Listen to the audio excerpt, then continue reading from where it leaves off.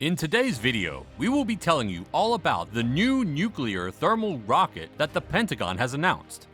The Pentagon is seeking nuclear-powered propulsion systems to power its spacecraft, liberating them from the low-energy constraints of existing electric and solar-powered propulsion systems.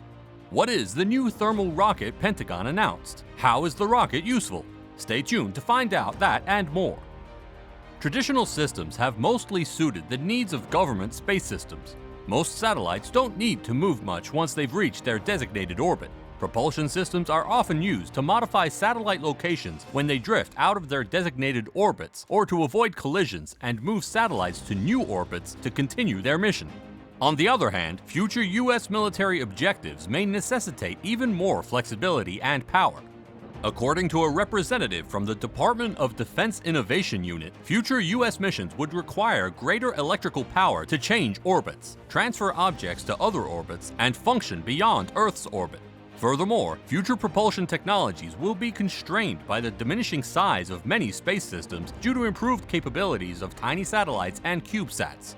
In other words, the military needs more electricity, but not by simply installing more solar panels or larger motor systems.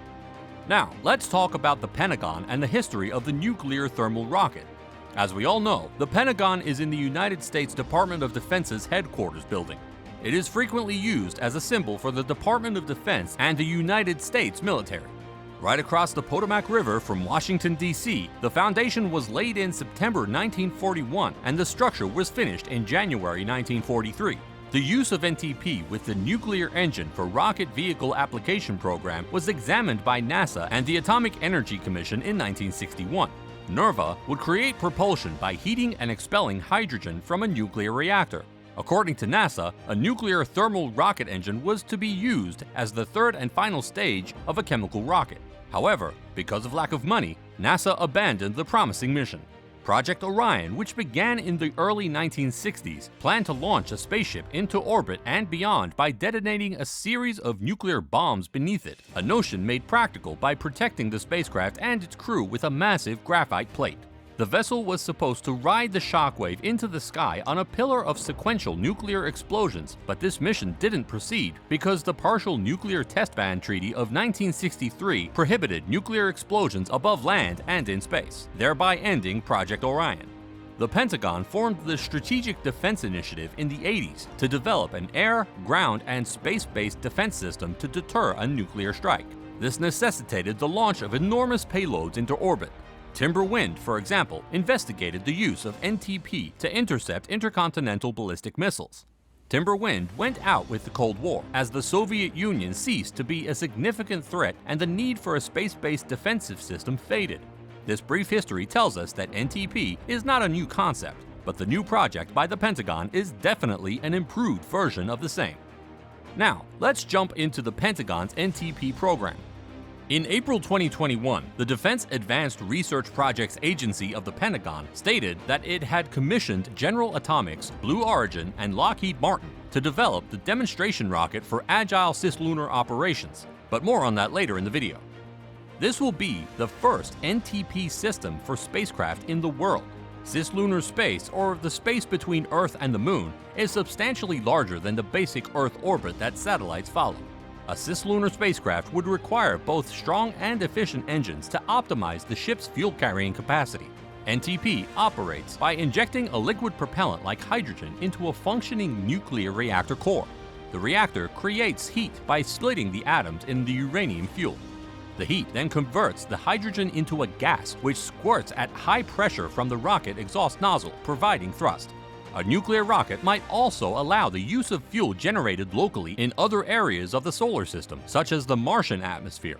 Do not forget to consider that nuclear thermal rockets are not the same as nuclear electric engines, which employ a reactor to generate electricity. These electric engines have far greater specific impulse than nuclear thermal systems. They can run for very long periods while producing a relatively modest push. It's helpful to compare the potential performance of nuclear thermal rockets to more typical chemical systems in order to grasp the usefulness of nuclear thermal propulsion. A chemical reaction between the fuel and the oxidizer creates products that are also heated by the release of chemical bond energy in a chemical rocket. The reactants chosen influence both the quality of heat available and the qualities of the exhaust mass. In a nuclear thermal rocket, on the other hand, a fission reactor is utilized to heat some working fluid, separating the source of heat from the qualities of the exhaust mass. Because low-weight fuels like hydrogen may be utilized in a nuclear thermal rocket without being bound by chemistry, nuclear systems can achieve ISP values that are roughly double of the best chemical systems. The project manager and Air Force Major Nathan Greiner says that this creation will help them enable a rapid maneuver that will enable a variety of missions in the near future. These missions would entail detecting, tracking, and identifying objects in Earth's orbit within the Cislunar domain and performing space domain awareness operations.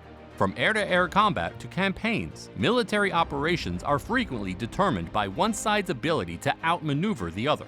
Once spacecraft are armed, a competition to create faster armed spaceships will begin. In a similar way that the sail on ships was surpassed by the steam engine, NTP might outperform chemical rockets in space, as we mentioned previously. Before we continue, we want to thank you for watching the video.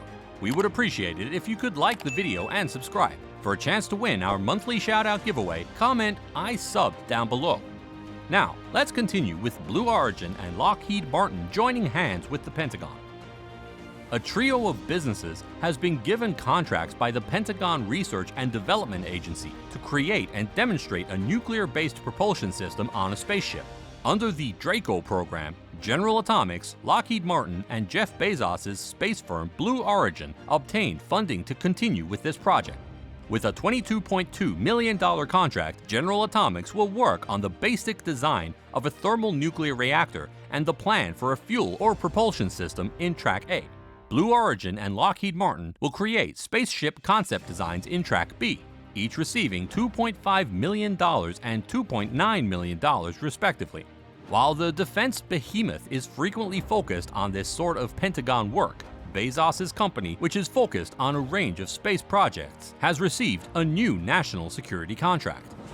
Humans have used military vehicles to take control of the realms of air, land, and sea on Earth. If history is any indication, the Space Force and other countries' military space forces will need a whole ecosystem of armed vessels to dominate the next sector.